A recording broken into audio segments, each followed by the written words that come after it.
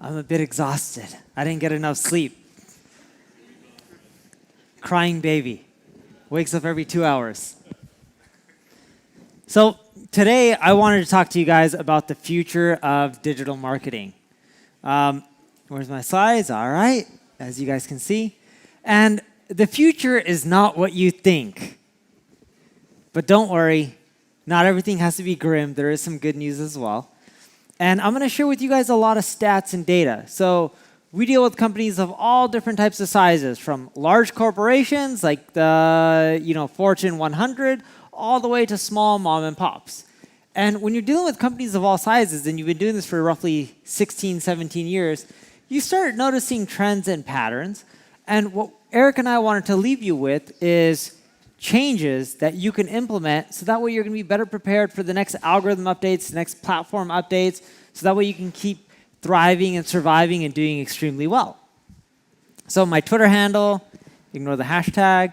I'm the co-founder of an ad agency called Patel Digital. As I mentioned, work with all different types of companies, from the Facebooks of the world to the Microsofts, yada, yada, yada.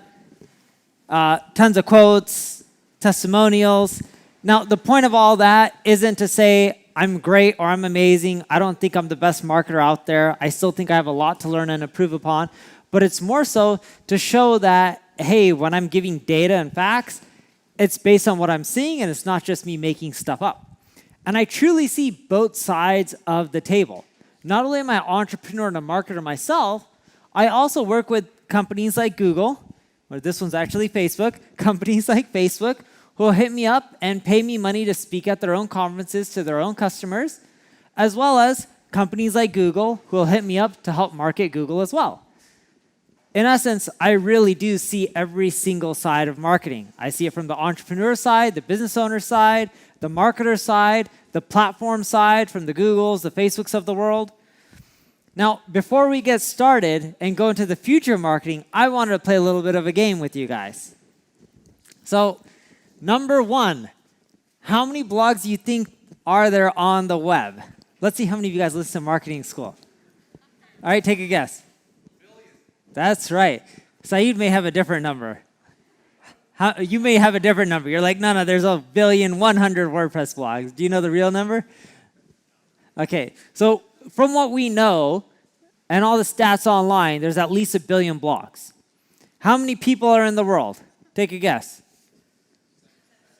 Yeah, roughly 7 billion. Do you think we need that many blogs? That's roughly 1 blog for every 7 people. Just honestly. No. We don't need another marketing blog, so don't try to copy me or Eric. But in general, there's just too much content at this point. How many enterprise companies do you think are leveraging digital marketing? Like these old school companies. Some of them are like big corporations like Fortive. How many of you guys have heard of Fortive? Did you know they're worth like $30 billion and they sell like gas pumps and industrial equipment that you guys use on a daily basis but you never know about? Okay, how many old school companies like that do you think are leveraging digital marketing? Take a guess. Who said all of them? That's right. All of them are pretty much leveraging digital marketing. Those guys have a shit ton of money. Literally, piles and piles of it. They make more in interest on any given day than we make in a whole year working, right? So they can outspend us, and when they make mistakes, it doesn't really hurt them. Another question. Startups. They raise money. What do you think most of the money that they're raising is used for these days? Ads? What else? What else? What else? What do you do? You do sales. Don't try to lie to people. You're a salesman. I know, you're on payroll. If that guy tries talking to you, he's a salesman. Okay, so startups these days, when I was starting my first company back in the day, we would raise venture capital, the money was raised for creating a product, engineering, servers, all that kind of stuff. Now, most companies raise the majority of their money for sales and marketing. In other words, growth. They're trying to figure out how to get more revenue, and that usually involves sales and marketing. You can talk about growth hacking and loop in some product changes, but in essence, that's where they're spending their money. How many of you guys, or what percentage of voice searches will be in 2020? What do you think? What percentage? Go for it. Yeah, you. You really do listen to marketing school a lot. 50% it is. Things are changing. How are you going to monetize when someone's doing a search over Alexa device or Google Home? How are you going to monetize that? Have you guys ever thought about that? 50%. I want that revenue from that 50%, don't you guys? So there's a lot of things that are changing, and I'm going to even go over even more. You're going to see me turning my head a lot back a bit because there's a ton of stats and data. I hope you guys don't get overwhelmed. And then we'll go into some of the things you guys can do to ensure that you continually succeed. So here's Google's revenue. 2008 was a recession. We're worried about a potential recession coming in the future. What happened to Google's revenue during the recession? It went up. What do you think is going to happen to their revenue during this recession? It's probably going to go up. They'll figure out ways to make it go up if the cost per clicks go down. You may see more paid listings on page one, right? Generally speaking, performance advertising continues to go up. If you spend $1 on paid ads, you expect to make more money than what you spent. Would you guys agree with that statement? So during a recession, if you still spend $1 on Google and you make $2, do you think you're going to slow down because it's a recession? No. It doesn't matter if it's a recession, a bull market, a bear market. If you can spend $1 and make $2, as long as it's profitable, including all your other costs, you're going to keep spending as much money as you can. And that's what you'll see. People will start moving their traditional ad dollars more over to performance-based marketing during recessions. So let's go over what I've been learning and the future of marketing and where it's going. Fact number one, and we talk a little bit this during our podcast. Marketing is going omni-channel, but I have the data to show you why, right? So I'm going to actually go over here because it's easier to see the television screen than the projector. Here's marketing spend by channel. No shocker. Which place gets the majority of the revenue? Google. Who has the largest market cap? Google. Next one, Facebook ads. Makes sense. Facebook has a huge market cap. Then you get into SEO and content marketing and social media marketing and then other. SEO, yeah, may get a lot of the clicks, but paid advertising, spend $1, make $2. You don't have to wait a long time. People keep spending. Conversion rate by channel. Google AdWords, Facebook ads, SEO content marketing, social media other. Why does Google AdWords convert better than SEO? If you had to take a guess. People are like, oh, this is paid ads. We wouldn't trust it as much. Why do you think paid ads converts better? The what? Bottom of funnel, okay. Intent. Landing page, that's right. If you, Saeed has WP Beginner. You get a ton of visitors, millions a month. On those pages, I get millions of visitors a month. Can you just put a squeeze page and make them sign up for hosting and my plugins?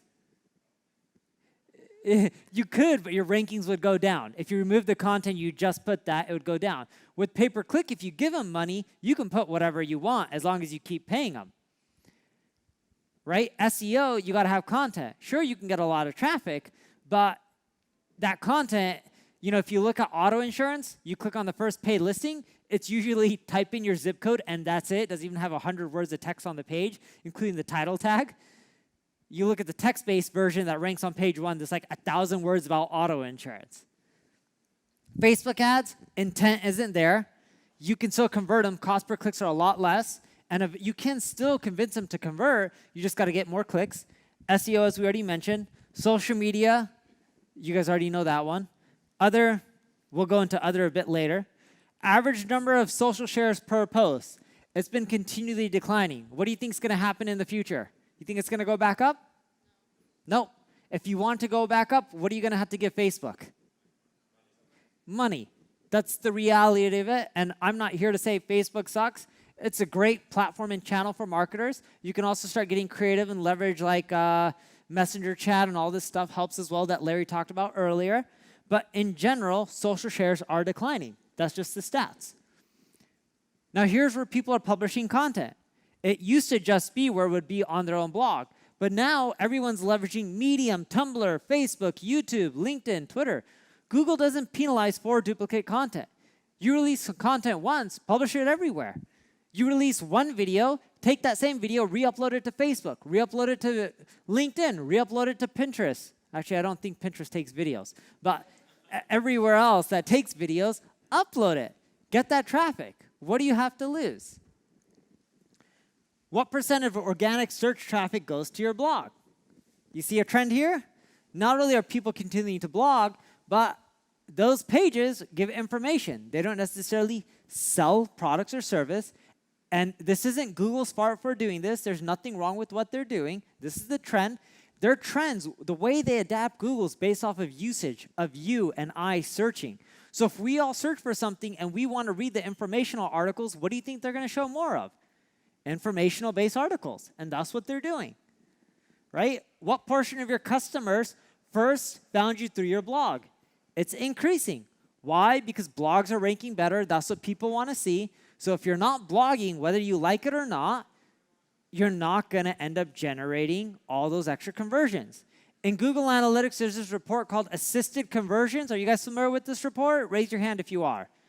Assisted conversions will tell you things like, are people reading your blog and then eventually converting? This is really important because this will help you put an ROI to some of these other channels. What has led to your biggest traffic gains? Shockingly, translations. Most people don't know this. Number 2, updating content. That works better than creating more content. Again, billion plus blogs. We don't need more content. We need the stale content that's outdated to be re-updated. Remember Saeed talked about, hey, when I create 3 pieces of content a week on one of these sites, I'm not really releasing 3 pieces of content. One of them is an updated article. Why? Because if you don't keep updating, you're not going to keep maintaining your rankings. It's no longer you create a blog and you just get the traffic. It's now you create a blog, you promote it, you get the traffic. If you don't constantly update, remarket that content, you're going to lose that traction and someone else is going to take your spot. So if you look at this, translations has the biggest opportunity because the United States is competitive. Brazil, all these other countries like India, they're up and coming. There is money there. And if you translate your content into their local dialects, you can do extremely well because there's not that much competition. Google needs content within those regions. You'll dominate fast. You'll maintain for at least a bit longer in the short run. And you can generate revenue as well. When people talk to me, they're like, Neil, in India, why would we go after that market? There's barely any money. Do you think Walmart would pay like 15 or 17 or whatever billion dollars for Flipkart if there wasn't money in India? Do you think Airbnb would be doing investments there? Do you think Microsoft and Amazon and Adobe and all these companies would be investing billions of dollars? No. So you got to get on these regions fast. That is a big future. If you translate your content, you can find a lot of these people from Upwork. You can do really well. So what channel provides the biggest ROI for companies? Can you guys take a guess on this? Out of all the survey data, there was one channel that provided the biggest ROI, and it was lumped into other. If you guys had to guess what this channel was, what would you think it is? Instagram, email, what else? Conversion rate optimization. It's the least sexiest channel out there.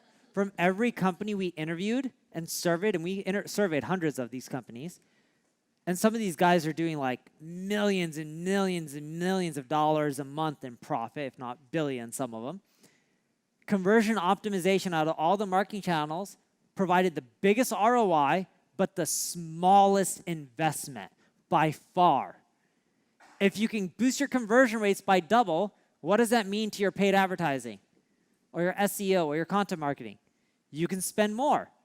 These channels will become more expensive. Whether you like it or not, paid ads will keep going up. Whether you like it or not, you're going to keep doing it because it makes you more money.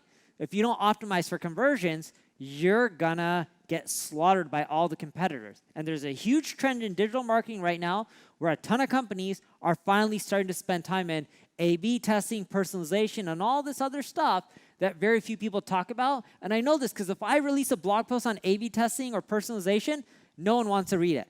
If I release another article on how to get more traffic, everyone's like, yeah, show me this. It just shows what you guys want to read, the trend is going two different opposite directions. So really start getting into conversion optimization. What's also cool about going omni-channel is that it's also not hard to see what the competition is doing, right? Because all these channels are getting saturated fast, and that is a big trend. You have no choice but to leverage all of them. You used to be able to create a business off of one channel. Facebook grew just from the referral program. Dropbox grew from social media. Tweet this to get more space. You no longer can grow a business through one channel. It's becoming more and more competitive. The people who are early on, sure, Saeed has access to a huge WordPress community. He already is integrated and has access to all these users. Do you think someone can just come in right now and compete with him? Saeed, if you were coming into this right now, do you think you can do well compared to you being in this for 10 years? No, why not? Relationships and equity is much harder to build. It's much harder. And you got in early enough, which gave you that head start. Hence, he was able to leverage one channel and explode.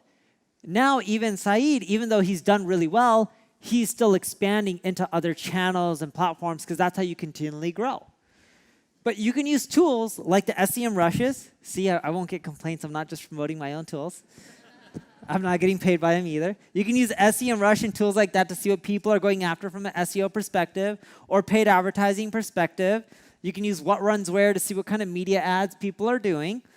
You can use BuiltWith to see what technologies people are using so that way you know someone's doing A/B testing and stuff. You can use like Ahrefs to see links to your competition, see if you can get them to link to you. You can use Wayback Machine to see if, hey, someone's doing A/B testing. Very few people do this. I don't know why. Use Wayback Machine. Go back, see all the variations of their pages. You can see their transitions. Typically, the one that they're with now is the one that boosts the conversion rates the most. That'll give you an idea where to start. Link Explorer by Moz, another tool that gives you a lot of marketing insights. So what do you think happens to your CPAs when you go omni-channel? On everything, your cost per clicks, all of that. You guys familiar with Expedia? Yes? How old is Expedia? Exactly, they're really old. You guys have known about them for a long time. Expedia recently ran a test where they went omni-channel by doing television, radio, pay-per-click, etc. Do you know what happened to their CPAs on pay-per-click, like their cost per clicks and CPAs? Went down by double-digit percentiles. Omni-channel helps improve your numbers on all channels. All right, fact number 2, user metrics are the key to beating Google. You don't have to increase rankings to get more search traffic. Here's the old site that I have. I eventually got rid of it. Nutrition Secrets. It was a nutrition site. I got my traffic up and to the right. And yeah, there's writing content and building links and all that kind of stuff. But the real way we grew Nutrition Secrets, we did something really manual. At that time, there was no software that could do this. Now there is, and I'll tell you about the software in a bit. I don't have a screenshot. But you go into Google Search Console. I still like the old version. I don't know why. You know, you click CTR impressions.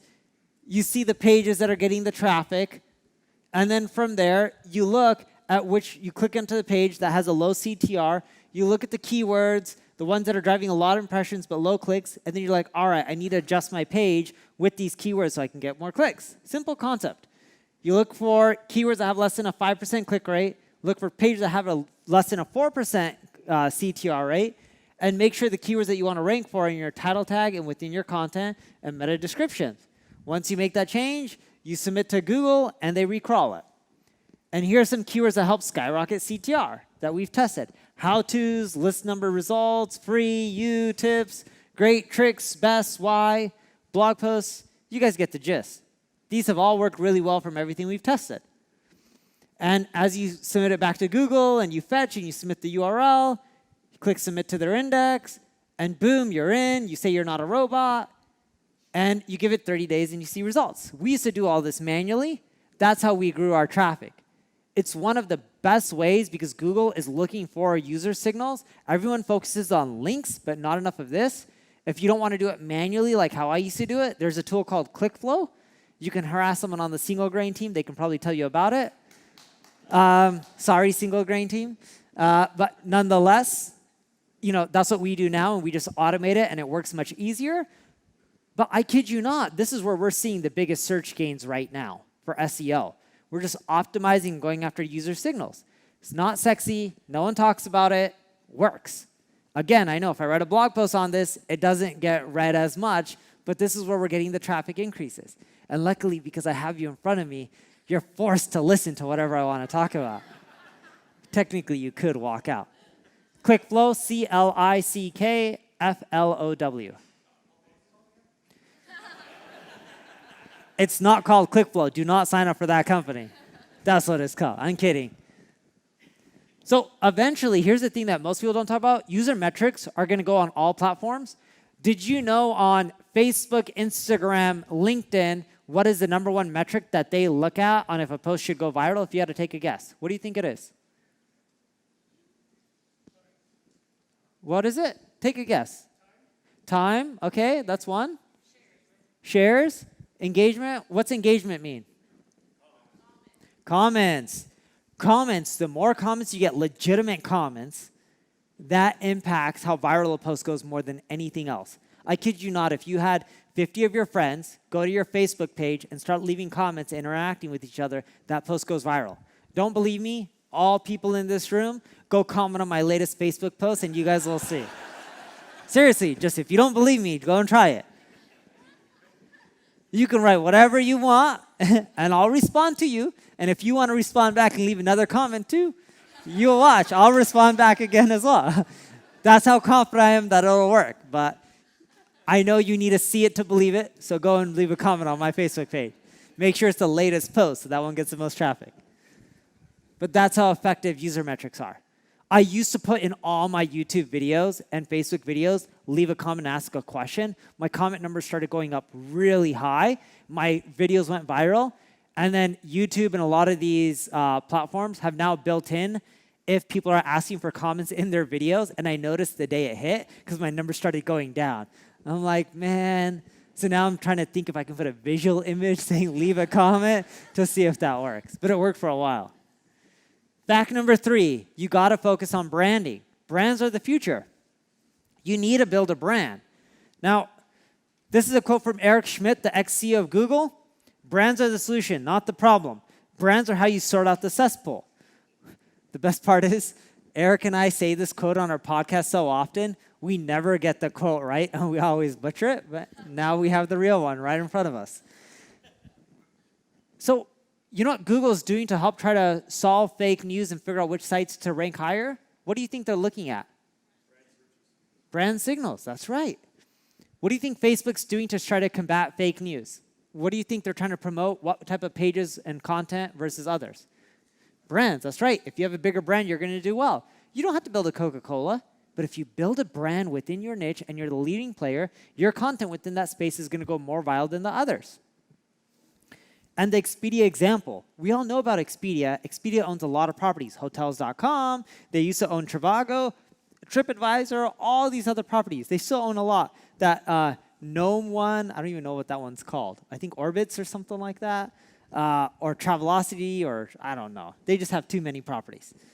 So with Expedia, even though people knew their properties, when they started running TV, more digital campaigns, more pay-per-click, all their costs to acquire from all the channels went down because people had their brand top of mind. It wasn't that they didn't know who Expedia was. It was, oh, Expedia, I forgot about that company. We forget about every single company. Remember how Uber was a talked about company back in the day? And now, not so much, other than Uber went public. Their stock didn't do as well as they would like.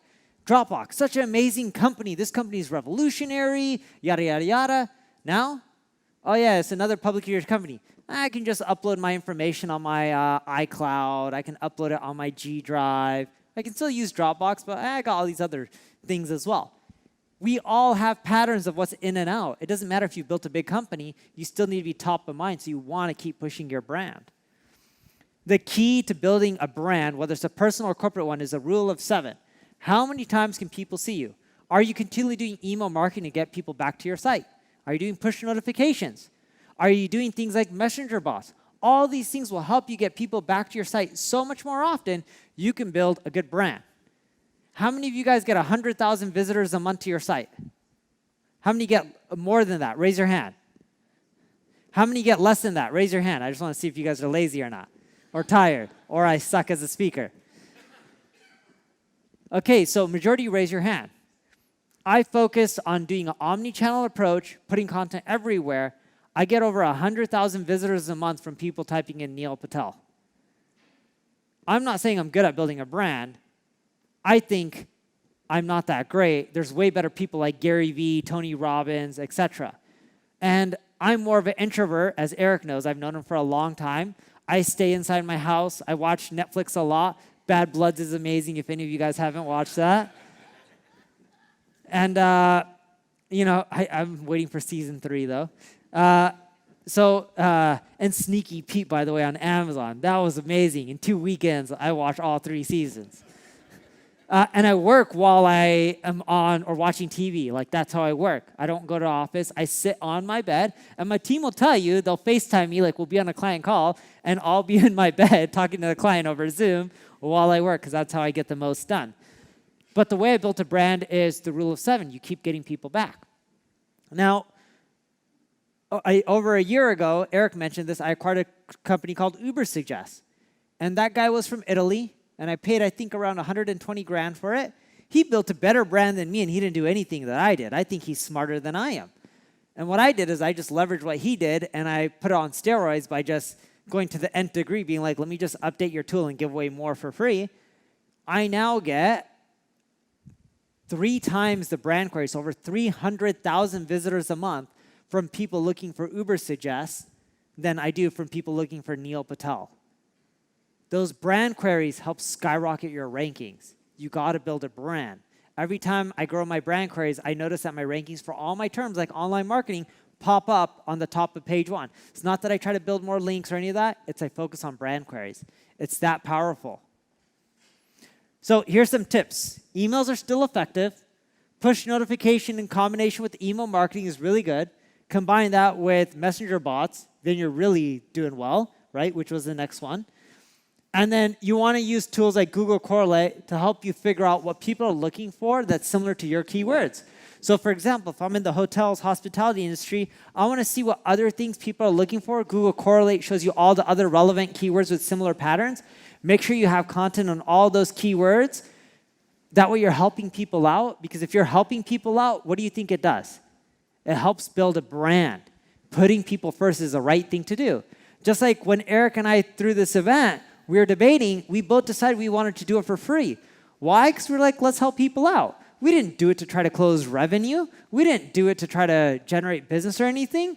We're just like, this will be fun. Let's just help people out. People helped us. And yeah, the positive side is it may help us increase our brand, not by a ton. I don't mean to be in a rude way. With 200 max people, it's not going to skyrocket our brand, but it's about just giving and helping.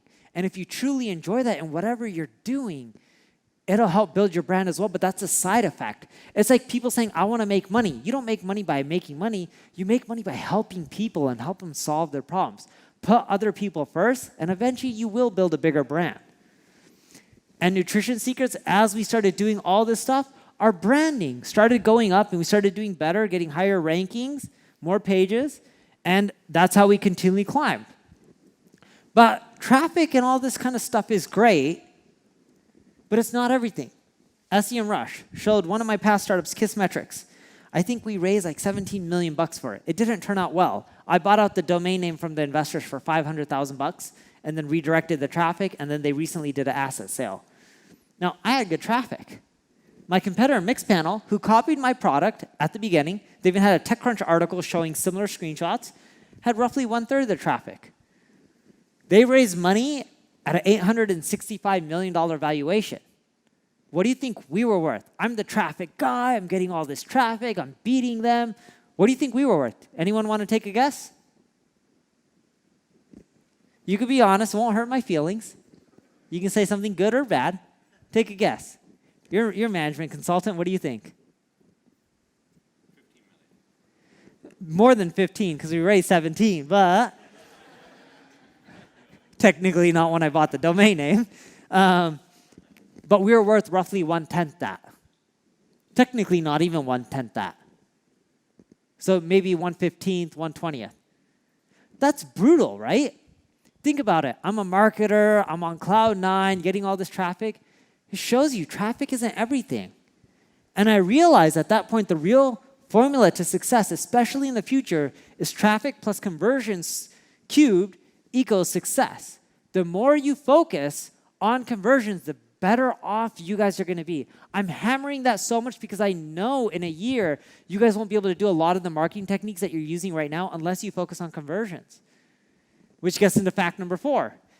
Conventional CRO techniques won't work well. Interactive quizzes, I use a lot of this stuff on the Neil Patel site. It gives you some conversion lifts. I even leverage 2-step checkouts for e-commerce. I even do pop-ups that are like, do you want more traffic? Yes or no? If you click yes, you're going to get a guide that teaches you how to get more traffic. If you click no, what do you think you get? No, if you click no, I would be like, congratulations on having massive traffic. Now let's help you double your conversion rate. Put in your name and email. Funny enough, that actually works really well. It's kind of creative. So what's wrong with all the tactics I mentioned? Pop-ups, all this stuff. They're not bad, but what's wrong with them? They're annoying. That is true. They still work, but they're annoying. I hate them, but they're annoying.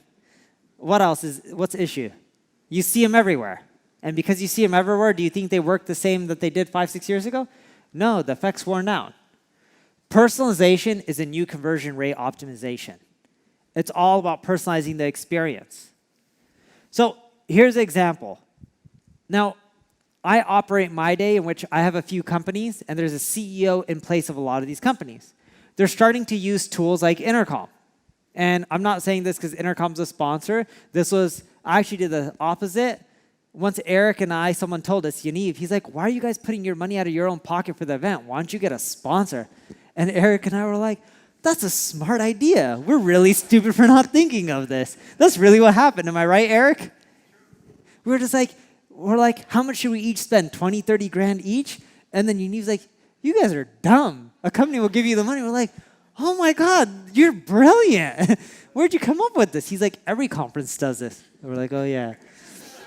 So when we look at a lot, and you can use any tool you guys want out there. It doesn't make a difference to me, being honest.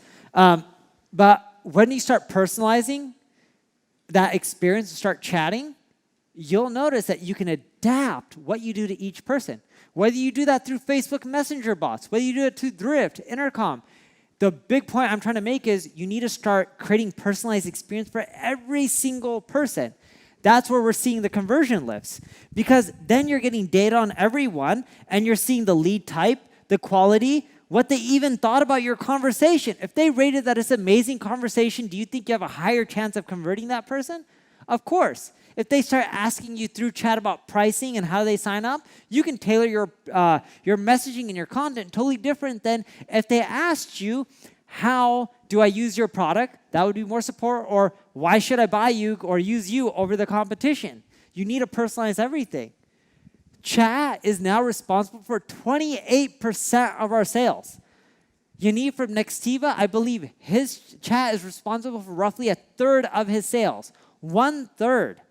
We're even seeing it help with e-commerce. You guys need to start using it. But don't just rely on things like Intercom for chat. You need to go above and beyond that. You need to start leveraging product tours. And I know this whole, stigma out there like, oh, product tools are only for SaaS companies and when people log in.